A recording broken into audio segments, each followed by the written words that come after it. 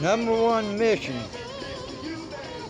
of the American military is to protect Americans. That is something that our imbecile and chief has forgotten, along with the DOD. He says they did accomplish important things, chasing out Al Qaeda, killing bin Laden, preventing another attack on American soil. But the father of four says his fellow vets worry now that the Taliban victory will overshadow that. I don't want their service to be degraded or anything like that. That's one of the things that bothers a lot of guys I speak with, because they're like, people are going to look at us like we didn't complete the job or we failed. That's America. I guess my heart breaks for the families that lost, military members over there. What did my son or daughter die for? They died for freedom. They died for security here in the United States. And I hope they feel comfort in that. Ed Bruce says he also hopes fellow veterans know there are people willing to listen if they need to talk. He specifically mentioned the American Legion, the VA, and the DAV. Late breaking news tonight. No lack of confidence in our executive branch. The State Department couldn't negotiate their way out of a wet paper bag. And I am totally disgusted with the DOD.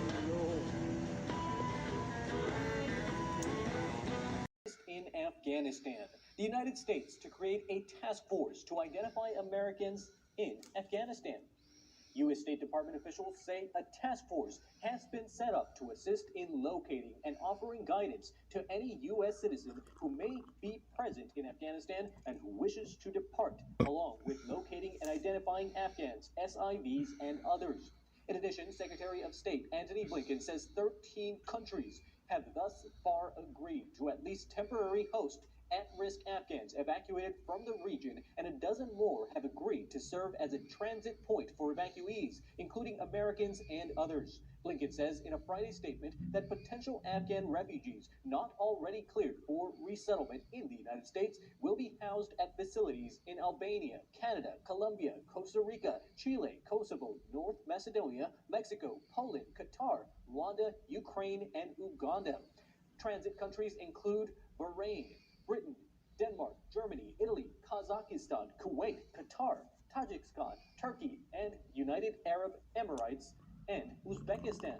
President Joe Biden is pledging to evacuate any American currently in Afghanistan who wants to come home. Thousands of Afghans are clamoring to leave, and chaotic scenes have unfolded at Kabul's International Airport.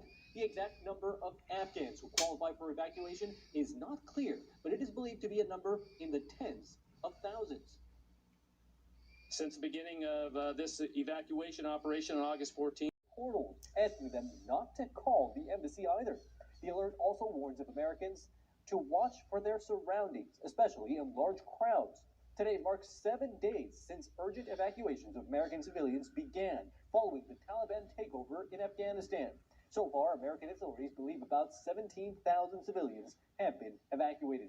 The United States to create a task force to identify Americans in Afghanistan. U.S. State Department officials landed at the facility in southwestern Germany. Brigadier General Josh Olson, the commander of the 86th Airlift Wing, said the evacuees were in good condition but exhausted.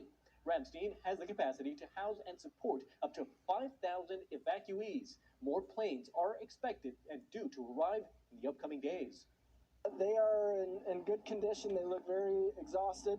They look very tired, but seeing the children and the families coming off with huge smiles, it warms your heart. Out in of children kept in detention facilities. This week, the Department of Homeland Security held a virtual meeting with DHS Secretary Mayorkas and families reunified. The secretary commented on the ongoing reunification task force efforts and claimed that the Biden administration is working to establish options so that similar family separation policy does not happen again in the future. Stay with us. I have seen where ISIS is planning an attack. Multiple reports outside the airport. I don't know if it's true, but I wouldn't doubt it. I mean, Al-Qaeda, ISIS, Taliban, they're all going to join up together any damn way. Got some problems coming up out there in the Middle East, big time. Hey there! You can't stop me from taking videos! You can't stop me from shooting a video! Afghanistan today at 1 p.m. Eastern.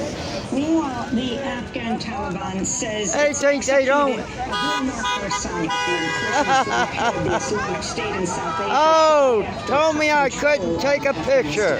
Khorsami's killing bolsters the Black Hammer, another left-wing nut organization.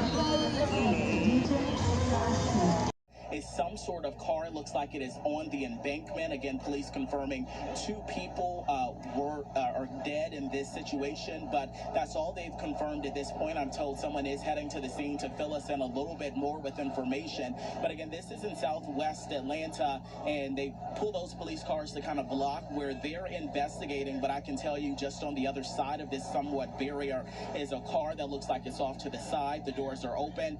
Family, again, just now gathering, learning of their loved one killed in this. Of course, we're going to work to learn more information. Really very busy and active scene out here. But again, we can confirm that 2 people killed here in southwest Atlanta. But of course, as soon as we learn any new details, we'll be sure to pass it on.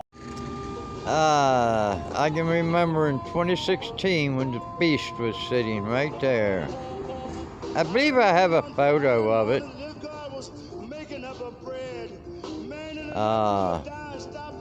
I think it was in 2014 or 15. I was waiting for the bus. Bus picks me up, and his motorcade was heading for the city of Decatur.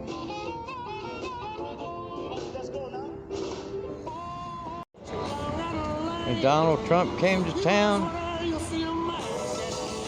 I was right here on the curb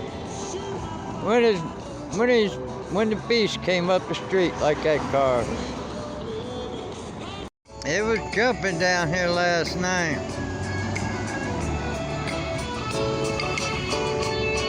The whole neighborhood was.